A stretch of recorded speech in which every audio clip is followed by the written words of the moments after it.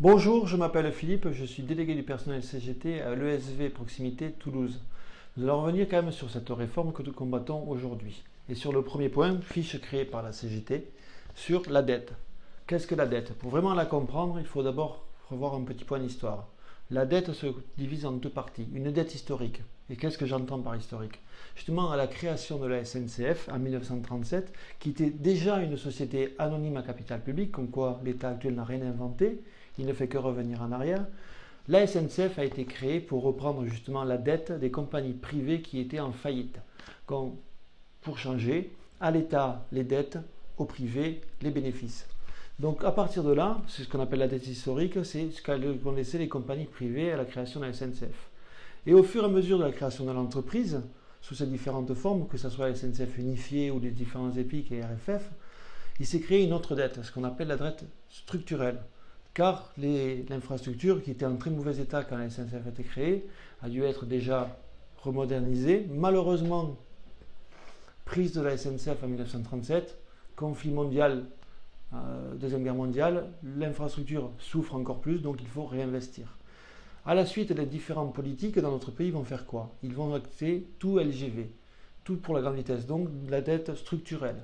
On va moderniser tout ce qui est TGV pour permettre la grande vitesse. Or, aujourd'hui, la CGT, elle, veut une réforme, mais pas la réforme actuellement comme l'État veut nous la présenter, en disant que le statut des cheminots est un frein, que la SNCF est un frein, et qu'il faut s'adapter à la concurrence. La CGT, aujourd'hui, fait des propositions. La CGT, différentes propositions, c'est créer une caisse d'amortissement de la dette ferroviaire, afin de libérer la société des dettes financières créées par les intérêts que nous payons tous les mois et tous les ans aux différentes banques.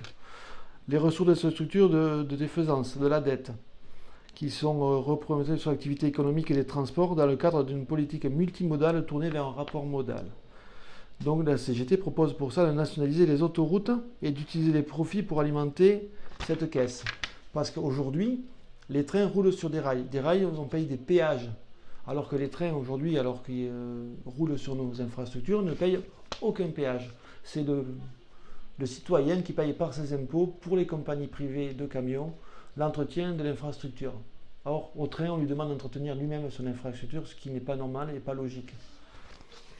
En dernier point, nous proposons donc des éco-taxes pour les poids lourds, car avec le fret et l'abandon du fret ferroviaire, en 10 ans, c'est 1 800 000 de camions de plus sur la route, pour lesquels nous, citoyens, nous payons tous les jours. Or, cet argent serait beaucoup plus utile à être mis dans l'infrastructure ferroviaire afin de remonter le fret ferroviaire SNCF dans une entreprise publique et de permettre à la population de se déplacer le mieux possible par un maillage du territoire, par le TER et tout ce qui est train grande vitesse.